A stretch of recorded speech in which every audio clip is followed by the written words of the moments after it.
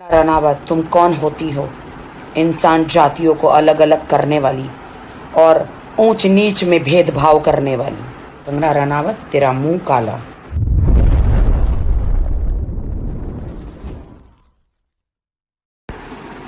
पिछड़ी जाति के समाज के लोगों को तुमने चूहा कहा है, तो कंगना रनावत, तुमने उन्हें अब्यूज किया है। पिछड़ी जाति के लोगों को बुरा बोलने के लिए कंगना रनावत, तेरा मुंह काला। अगर तुम इंसान हो तो उन सब से माफी मांगो। हर इंसान एक समान है। जब ऊपर वाला ईश्वर हर एक इंसान को सूरज की किरणें और चांद की रोशनी देता है, तो कंगना रनावत, तुम कौन होती हो? इंसान जातियों को अलग अलग करने वाली और ऊंच नीच में भेदभाव करने वाली। तुम कोई नहीं हो। इसलिए तुमने पिछड़ी जाति के लोगों को चूहा कहा है। चूहिया तुम हो। सो चूहे खा के हज को चली कंगना रनावत, तो तुम हो चूहिया, ना कि हमारे लोग हैं। हिंदुस्तान का संविधान पढ़ो। आज तुम आजाद हो बिकॉज हमारा संविधान स्ट्रांग है।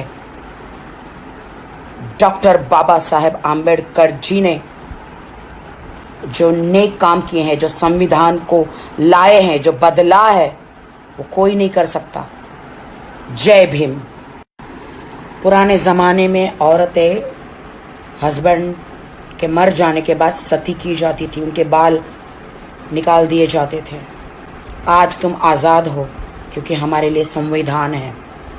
हमारे लेजेंडों ने हमारे लिए बलिदान दिया है और तुम हमारे पिछड़ी जाति के लोगों को, हमारे समाज को तुम अब्यूज़ करती हो। ये मत भूलो कि तुमने झांसी की रानी के ऊपर फिल्म बनाई थी। कौन थी वो?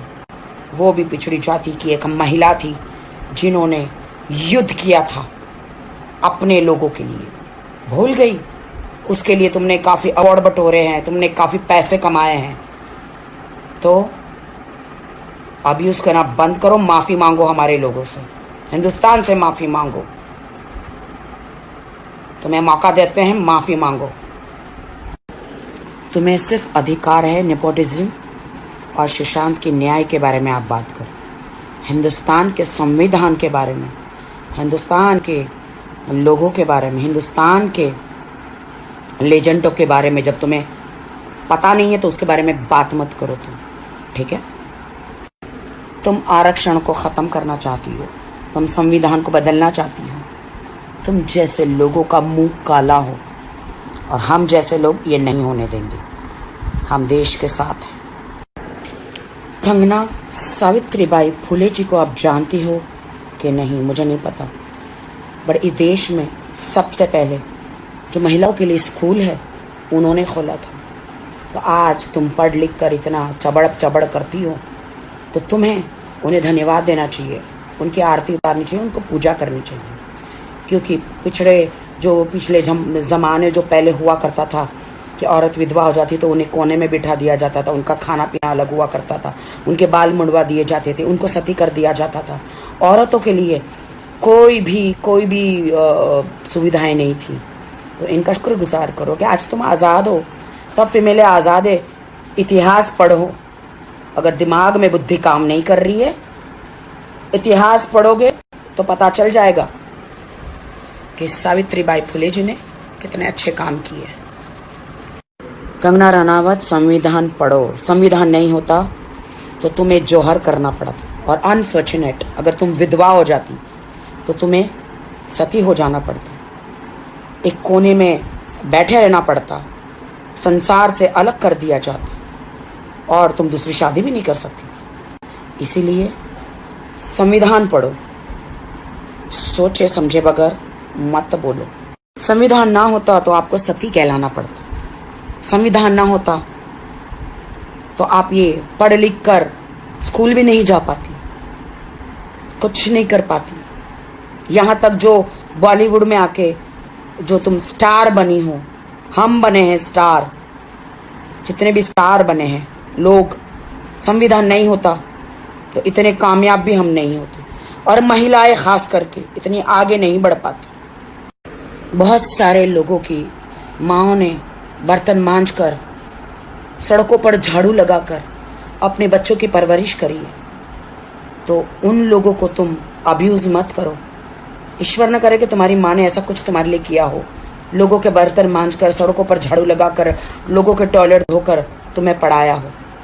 अगर तुम्हें अच्छी परवरिश मिली है तो वो संविधान को धन्यवाद कहो, ईश्वर को धन्यवाद कहो। तो दूसरों को, पिछड़ी जाति के समाज को तुम अब्यूज मत करो। झांसी की रानी में जो असली किरदार जो निभाया था झलकारी बाई, वो एक बहुजन समाज की बेटी थी जो अपने लोगों के लिए लड़ी थी। तो क्या ये आप भूल गई? तो आप सुशांत के लिए न्याय मांगो। उसके खूनी को तो हम भी ढूंढ रहे हैं। 4 फोटो मोदी जी के साथ क्लिक कराने से आप देश के प्रधानमंत्री नहीं बन जाएगी। तुम 4 फोटो तुमने क्लिक कराए, हम तो मोदी जी के पास उधर जाके हम उनको खुद मिलकर आए हैं। और मोदी जी से एक बार नहीं 2-3 बार हम मिले हैं, लेकिन हमने कभी नहीं सोचा कि हम देश को हाथ में ले लेंगे। मोदी जी के साथ 4 फोटो खिंचवाने से, मोदी जी को 2-4 बार मिलने से तुम खुद को प्रधानमंत्री समझ के बैठी हो क्या? गलतफहमी में जीना बंद करो कंगना रनावत।